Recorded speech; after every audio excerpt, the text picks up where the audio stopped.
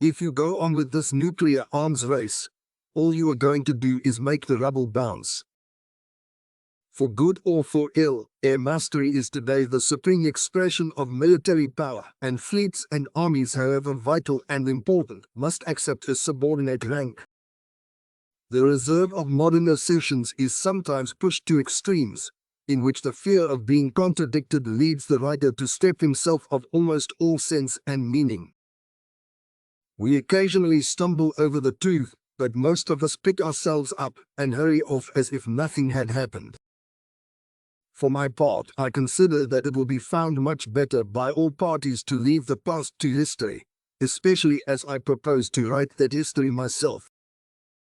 If the human race wishes to have a prolonged and indefinite period of material prosperity, they have only got to behave in a peaceful and helpful way toward one another. The British nation is unique in this respect. They are the only people who like to be told how bad things are, who like to be told the worst. We are asking the nations of Europe, between whom rivers of blood have flowed, to forget the feuds of 1,000 years. I always avoid prophesying beforehand, because it is a much better policy to prophesy after the event has already taken place. Baldwin thought Europe was a bore, and Chamberlain thought it was only a greater Birmingham. Although personally, I am quite content with existing explosives, I feel we must not stand in the path of improvement. When you are winning a war, almost everything that happens can be claimed to be right and wise. Really, I feel less keen about the army every day. I think the church would suit me better.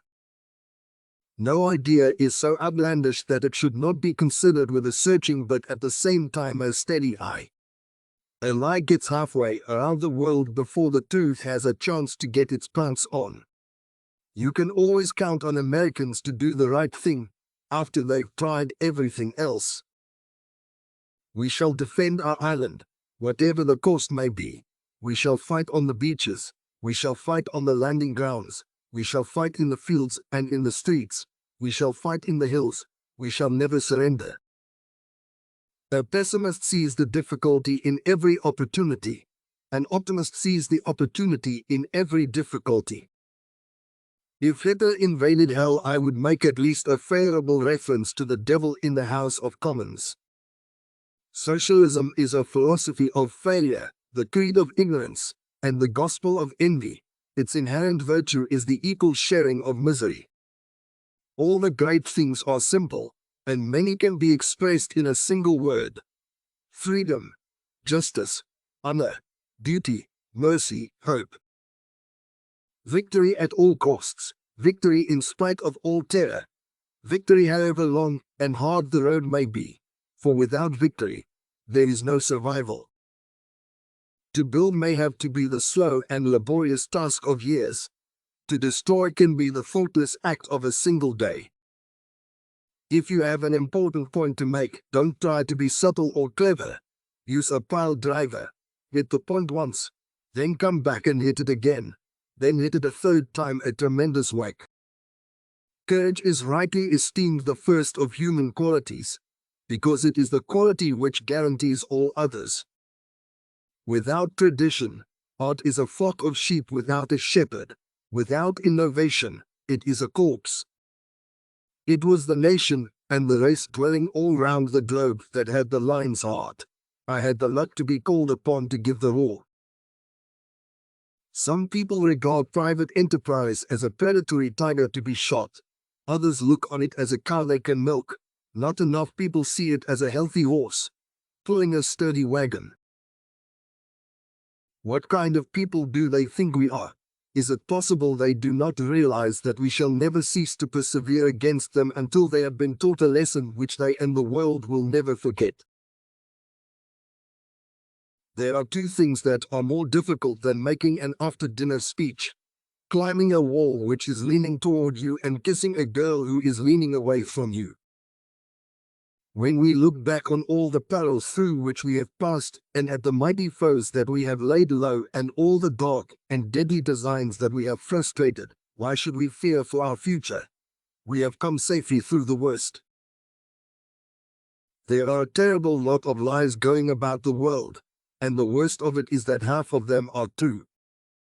If the Almighty were to rebuild the world and ask me for advice, I would have English channels around every country, and the atmosphere would be such that anything which attempted to fly would be set on fire. My rule of life prescribed as an absolutely sacred right smoking cigars and also the drinking of alcohol before, after, and if need be during all meals and in the intervals between them. It has been said that democracy is the worst form of government except all the others that have been tried. Man will occasionally stumble over the truth, but most of the time he will pick himself up and continue on. Politics is the ability to foretell what is going to happen tomorrow, next week, next month, and next year, and to have the ability afterwards to explain why it didn't happen. In the course of my life, I have often had to eat my words, and I must confess that I have always found it a wholesome diet. Never give in, never, never, never, never, in nothing great or small, large or petty. Never give in except to convictions of honor and good sense. Want of foresight, unwillingness to act when action would be simple and effective, lack of clear thinking, confusion of counsel until the emergency comes, until self-preservation strikes its jarring gong. These are the features which constitute the endless repetition of history. We contend that for a nation to try to tax itself into prosperity is like a man standing in a bucket and trying to lift himself up by the handle. When I am abroad, I always make it a rule never to criticize or attack the government of my own country. I make up for lost time when I come home. Men occasionally stumble over the truth, but most of them pick themselves up and hurry off as if nothing had happened. War is a game that is played with a smile. If you can't smile, grin. If you can't grin, keep out of the way till you can. These are not dark days. These are great days, the greatest days our country has ever lived. Battles are won by slaughter and maneuver. The greater the general, the more he contributes in maneuver, the less he demands in slaughter.